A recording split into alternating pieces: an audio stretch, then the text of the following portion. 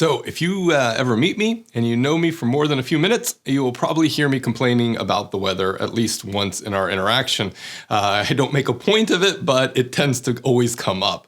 That's because generally speaking, I don't like weather events of any kind, any shape or kind, but I especially hate the cold. The cold for me is just the worst. And I don't know what it is about the cold, but when I walk outside and I feel that chill, especially when it's at or near 0 degrees Celsius, my whole body just cringes and tenses up, and feeling the cold air in my lungs just makes me feel uncomfortable. I know a lot of people out there get pleasure in this. I am not one of those people. Now, before you think, oh, Anthony's just warm-blooded, no. I hate the heat too. I hate hot temperatures. But that's not what this episode is about. People a lot of times ask me, if you hate the cold so much, why on earth did you move to Norway? And so I usually allude to the quality of life and the egalitarian nature of society, which is a really real benefit to living here. It's something I love dearly about living here.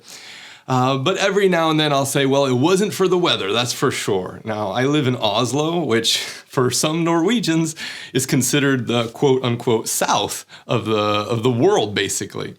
But for me, it's the northernmost area that I've ever lived in my life.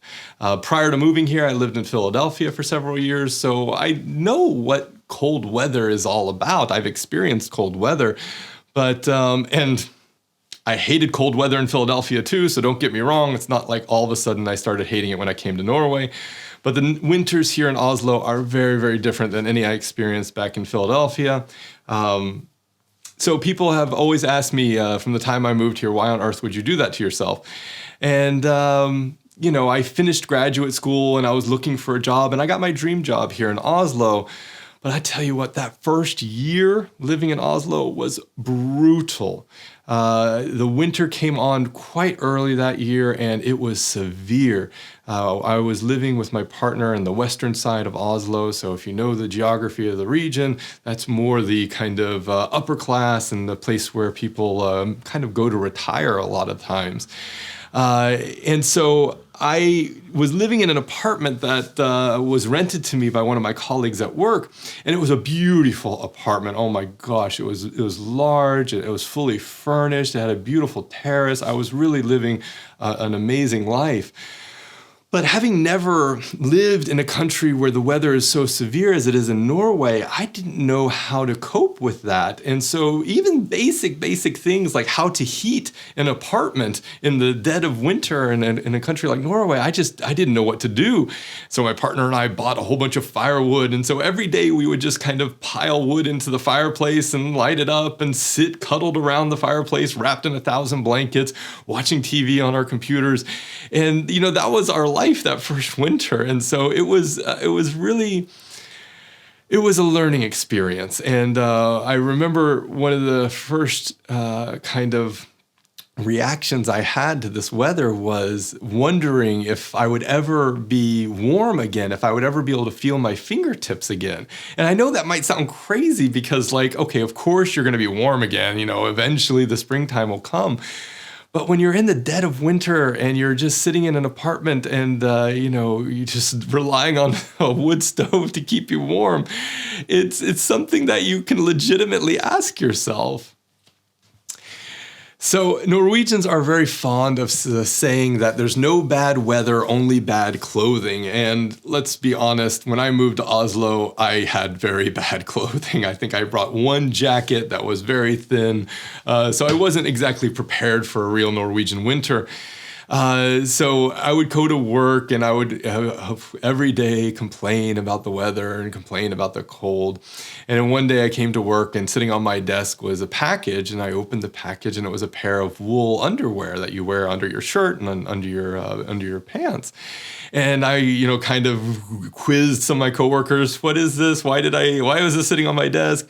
And they said, oh, it's a gift from us. It's wool, you wear it right next to your skin. And honestly, that kind of changed the game for me. Once I got that clothing, I just wore it underneath my pants and underneath my shirt, and it suddenly changed the experience because even though I was still cold, it was bearable.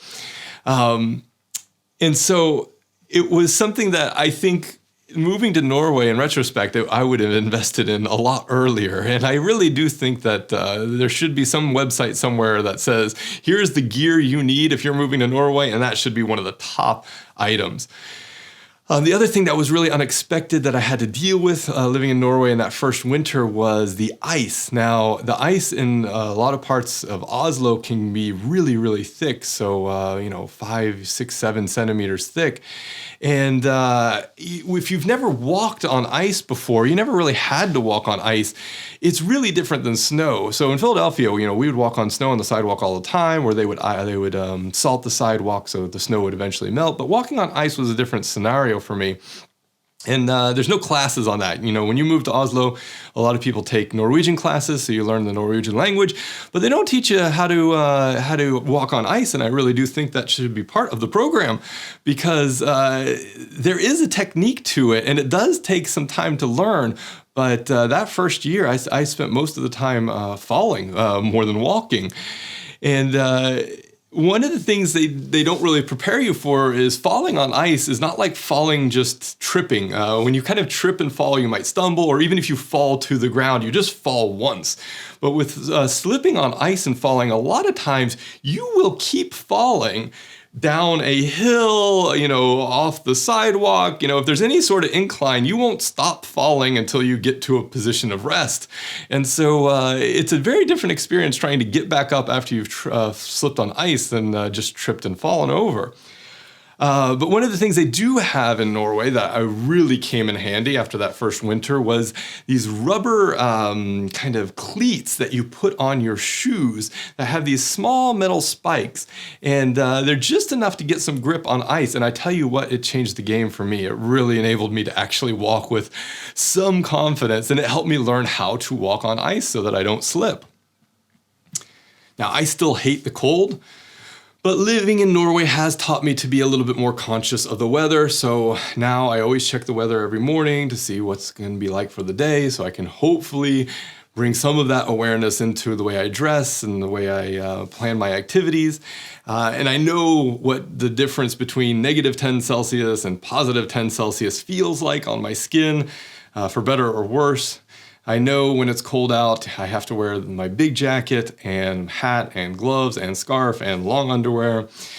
And even though I hate the cold, living here is totally worth it, because I wouldn't be able to do what I am doing here anywhere else on Earth. And that to me is a really, really amazing opportunity. So I'll pay that price. For having cold fingertips 11 months out of the year, I'll pay that price. Takeaway here is this: sometimes what you want to do and where you want to do it are two different places. But be patient, try to respond to those different changing conditions, be flexible, and remember, there isn't bad weather, only bad clothing.